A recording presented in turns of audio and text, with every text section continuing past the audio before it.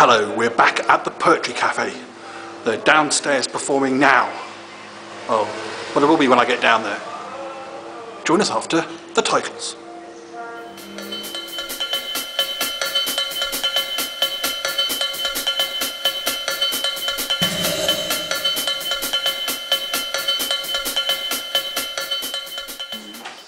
Hello, good evening. It's another Yeti poem. It's a bit like all the rest. It's more about those bloomin' Yeti. Still gotta get stuff off my chest. I gotta dig up any facts that still are yet to be displayed. Things to make you really laugh, things to make you quite afraid. Fuzzy tales of misadventure, songs of pudding, songs of pie. If you heard a Yeti sing, I think the chances are you'd cry. Still, I don't want to upset you with tales of tragic Yeti woe. It's just that I'm a Yeti expert, so come on, what do you want to know? This is a piece called Another Pathetic Assassination Attempt. If no success at first they say, bump 'em off another day. The slightest push, a nudge or shove, a feather drop from high above, a falling leaf, banana skin, fiendish plotting, evil grin, a secret smile, way cunning plans, panto villains, flinging flans, lackluster words not filled with bile, a nemesis who's only vile. Oh, please try harder, vent your spleen, dirty habits way too clean, sights lined up full of contempt, another pathetic botched attempt. Laid up in bed and worse for wear, singed moustache and vacant stare. One more try then light the fuse, blow yourself up means you lose. Time bomb conquer, mousetrap gone, failed assassin means they won. Paint me a picture, Picasso.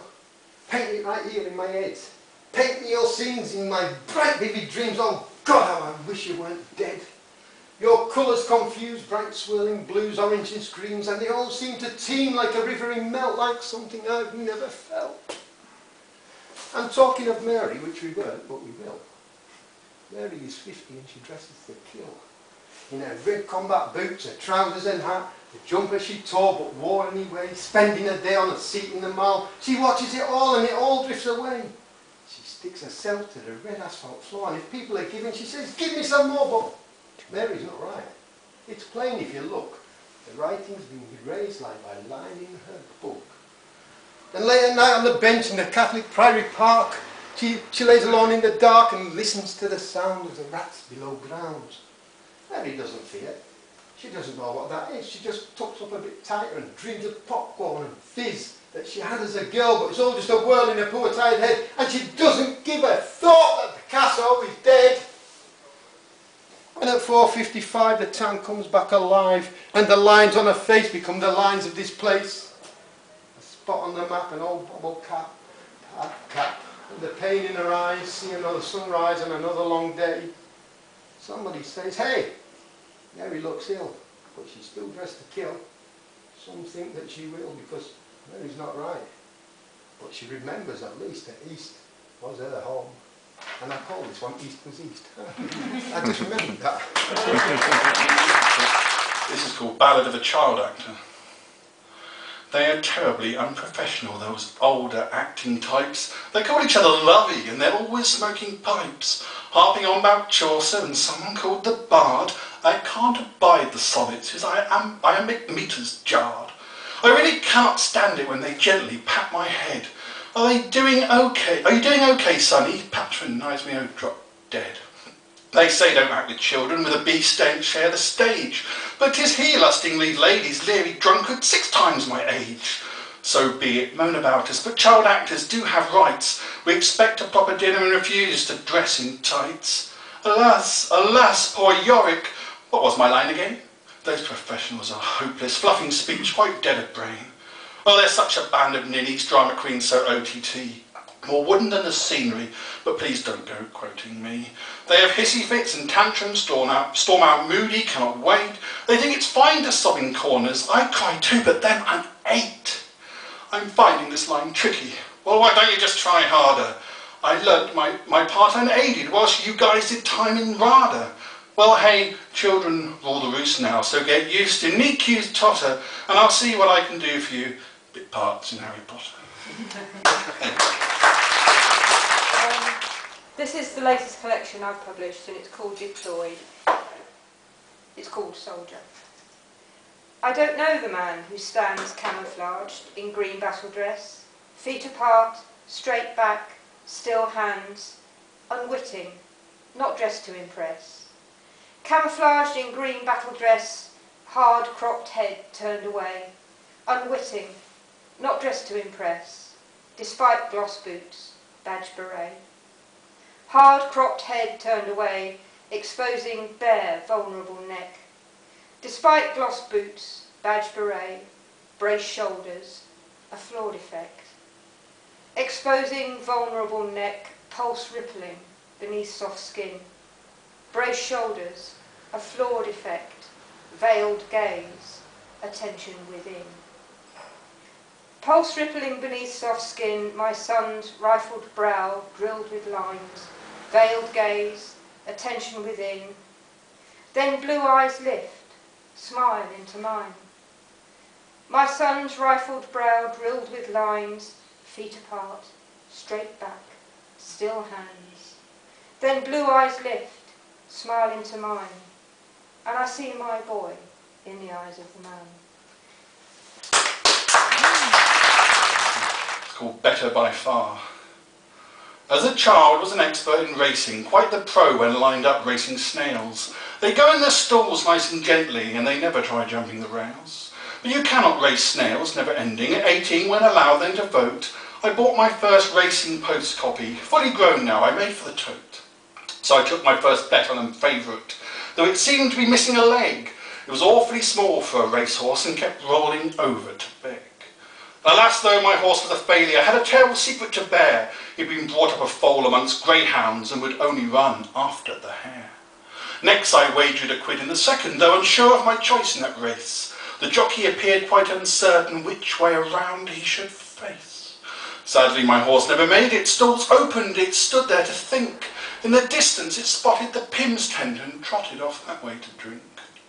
Downhearted, last pound on a long shot, scanned the names through until my eyes throbbed. I picked one and hoped it had chances. If the horse was a nag, I'd feel robbed. Off they flew from the stalls at a gallop. Out they shot as I prayed that I'd won. And my horse, it was right at the front there, a fine filly 100 to 1. As I watched them, I dreamt of the money. If I won, planned to get away fast. I watched as we charged at the racetrack, did our best, but then still came in last. Oh, those days racing snails were the best ones. In those days seemed I never could lose. If your snail didn't win, then you simply stamped it quite flat with your shoes. I didn't do that. I never squashed a snail. I'm too scared it would come after me. It was a night, unlike the nights before, and longer if that can be true of any night, when angels flew with witches. Do you think that night was flat? I ironed out the early evening, late day sun, unaware of events to come, and sallied as I usually did, with hooded eyes, to see surprising things occur. In Hoxton Square and City Road, where the dying light unloads its feeble rays, where days of top hat and tails once sailed into the West End, is always best, much better than the starting out. A shout cuffs in on a northerly breeze and sleeve of winds that never leave this soul. Buy me gas for a light ahead. Words said, spoken from those tortured lips, where sadness slips on oily streets. Young girl sleeping in the rain, soaking up more pain on which no passing eyes will glance, no measure there, no chancing of a lady fate to close that wound, without a sound or with no sound to hear, her eyes quite clear in the evening air, laying there for all the world to see, and yet unseen.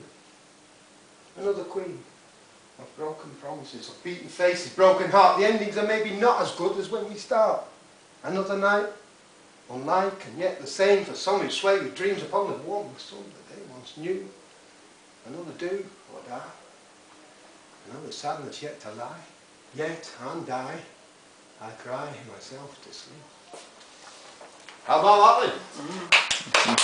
Well, we have to brighten things up. I suppose this is about the fact that we all trust that the government is actually on our side, and yet often you wonder how and you wonder why. but you still have to hope. And this is called I Place My Heart. I place my heart in the hands of hope, knowing those hands aren't safe. I place my heart in the hands of hope, because that is my choice. The alternative is fear, a heavy dread as I listen to the raucous voices of leaders eager to make their mark on history. I place my hope in the soul's imperative to step back from the brink, the refusal of good men to sink to boundless depths of greed, the need to rule, to win at any cost, every cost. I place my faith in others' hands, knowing they're not safe, in the hope that one honourable voice will rise above the rest. I place my hope, my heart in shaky, precarious hands, and every hour I hear of more violent death.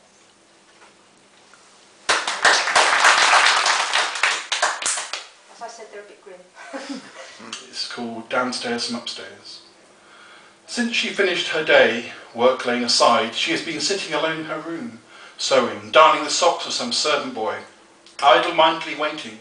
She remembers a time when she was younger, and so was he, when she was just a scullery maid and he was the master's son. Now he is top of the ladder, she too, top of her own little set of steps, head of kitchen, grey-haired, still infatuated after all these years. I'll marry you one day, he promised, but he never did. Yet he never traded her in for somebody younger. Theirs has been a lifelong affair. He's had several wives over the years, but only ever one mistress. That should make her proud, she supposes. But somehow she just feels tired and worthless. The doorknob turns. He doesn't even knock, merely presumes, and with the squeak of ancient floorboards, the love of her life arrives. Except this time it isn't him, but the boy come for his socks. She remembers his last visit here, a bearer of bad tidings. The master is dead. News that travelled fast, news that hit the whole household hard. He'll never again come downstairs from upstairs. He'll never again open the door to embrace her. There is no need to wait here any longer. Perhaps there will be somebody new. A smile of liberation crosses her lips. Perhaps there is still time for a new beginning.